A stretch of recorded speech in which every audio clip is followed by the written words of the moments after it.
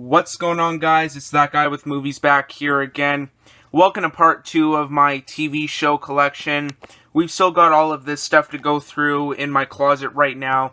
We did A to H in the last episode, or the last part, sorry. So now we're going to go from J to the end of the alphabet. I don't have any Z shows. So we'll just do the rest of my TV shows right here. I'm just going to be doing this one a little bit different because I don't feel like pulling all of this stuff out. It's actually kind of tight in here. But we'll do it anyways. So I'll just go in a little bit closer in here. So first one we're going to start off with is Jag. I only have the first season of it. I think it's a popular show. I'm not too sure, but I'm definitely going to have to check it out. But there's like 1 million seasons of Jag, I think. But yeah, it's one of those like NCIS, CSI kind of ones. So yeah, it's Jag. Then we have Kenny vs. Spenny here, season 4. I think it was actually executive produced by Trey Parker and Matt Stone, who of course did South Park and that.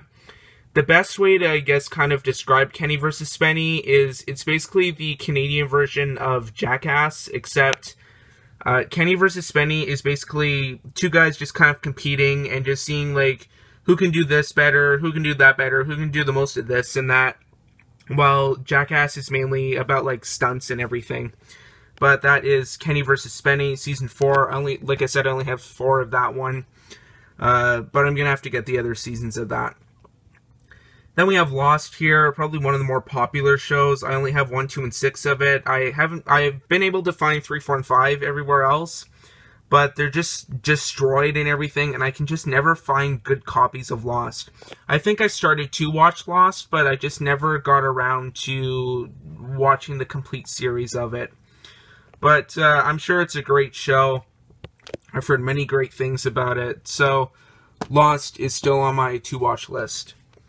Then I have Mad Men here. I only have the first season of that. I hear very mixed opinions about Mad Men. Some say it's a work of art, it's a work of genius. The writing is absolutely incredible in Mad Men. But I've heard a lot of people saying it's boring, it sucks, you're never going to get into it, you have to be in the right mood for it. I've heard very mixed opinions about it. Even though a lot of people do love Mad Men, and just the plot kind of sounds interesting, so I don't know. I might check it out sometime, but you know, it's Mad Men. Then we move on to Malcolm in the Middle. The first season, this was the only season that was released in North America. The other seasons were actually released in the UK and abroad and everything. The reason why they only released the first season here in the US and Canada is because of copyright concerns over the music that was used in the show. So Fox only got around to releasing the first season of it, but I hear very good things about Malcolm in the Middle. So yeah, Frankie Muniz, Bryan Cranston, can't go wrong with it. Then we have Married with Children here. This one was another cause for concern for copyright, because they could actually release all the seasons of Married with Children here in North America. There's been many complete series sets released, most notably from Sony themselves, and I believe Mill Creek released it recently. But they had to change the opening song, which is Love and Marriage, I believe by Frank Sinatra, because there's been a lot of copyright stuff over that. But I only have the 5th and 6th seasons of Married with Children. I think there's about 10 seasons of it overall. So I'm going to have to get the other seasons if I see them somewhere. Then we have another very popular show, The Office. This one is actually based off of the British sitcom of the same name. That one only lasted about 2 seasons before, I think, BBC axed it. But the American Office went on to live a long and healthy life on NBC, I believe. And yeah, it shows. It's very popular. Steve Carell as the boss and everything. He is so funny in that show. But I only have seasons 1 to 7 of it. I still need 8 and 9. And I believe they released a DVD on the webisodes that were released shortly after. So I'm still on the lookout for 8 and 9 because I never see 8 and 9 anywhere. But yeah, the reason why, because 2 to 7 are in box sets, but the reason why season 1 is actually not in a box set is I believe it's only like 6 episodes long. Yeah, there's only 6, and it comes on just one disc, and that's it. So, I don't know, I think season 1 was just kind of to test the waters of that show and just see if it would work, and surprisingly enough, it did, and it went on to last 8 more seasons. And then we move on to kind of like a little teeny bopper kind of show, One Tree Hill. I've seen the first couple of episodes for season 1, and it's actually pretty good. It's very well written and everything. Just going to try and get rid of the glare on some of that.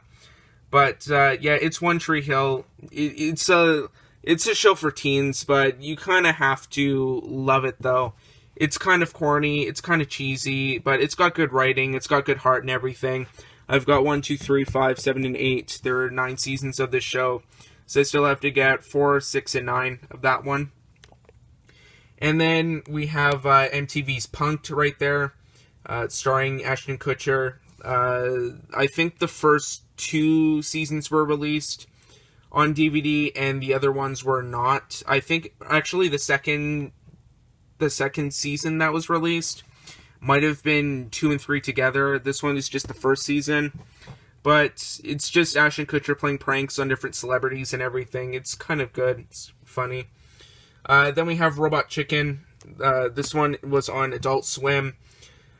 I only have 1 to 3 of that, and the first 2 Star Wars specials that they did. I believe they did 3 of the Star Wars ones, and there's been 7 seasons on TV, I believe. But we have season 1, 2, and 3. 2 is uncensored. 1 and 3 are not, I don't think. But it's a funny show. It's basically just, if you guys don't know what Robot Chicken is, it's basically just little skits with like pop culture characters in it. It's pretty funny, just the kind of situations that they all get into in that. Of course, with a few original characters in the show, created for the show, I guess. Next show we have is pure 90s cheese, and that is Saved by the Bell. We have seasons 1, I have seasons 1 and 2 of the original show, then I have the College Years revival, and then the 2 TV movies, which, what is it here? Hawaiian Style and Wedding in Las Vegas. They only did, I think the two movies kind of just ended the show, and because there's the College Years, and I believe there might have been like a middle school and high school type one. I don't know. I don't see those anywhere. I'm going to have to do a little bit more research on Saved by the Bell, but there's that. And of course, probably the most critically acclaimed sitcom is Seinfeld. You have to kind of have Seinfeld in your collection. It's a great show, you know, Jerry Seinfeld and everything. I only have 4 seasons of it because whenever I go out thrifting and I try and look, and I actively look for Seinfeld as well, they never seem to have it anywhere. They do have a lot of seasons of Seinfeld, but they're usually just so overpriced, or they're so destroyed, or they're missing like the outer sleeves right there. But I have volume 1, 4, and if we go down here, I'll just angle my light a little bit closer right here. We have 5 and 6. One of the only BBC shows in my collection, I have Sherlock, though I only have the first season, though, because they're so expensive to buy. I don't know why, but BBC sure loves to charge for their shows. So I only have that. That's the Benedict Cumberbatch Sherlock. And then probably one of the most critically acclaimed shows of all time, The Simpsons. I have almost all of the seasons released to DVD.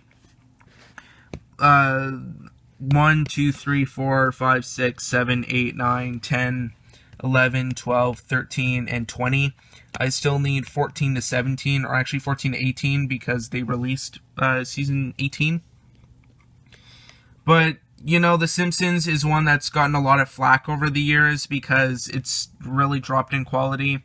And nobody really seems to care because they're in, like, season 30 now or something. I don't know. I think it's time to let The Simpsons die, I think. But usually, if you ask a lot of people, their opinions are seasons 2 to 9 are kind of the golden age of The Simpsons.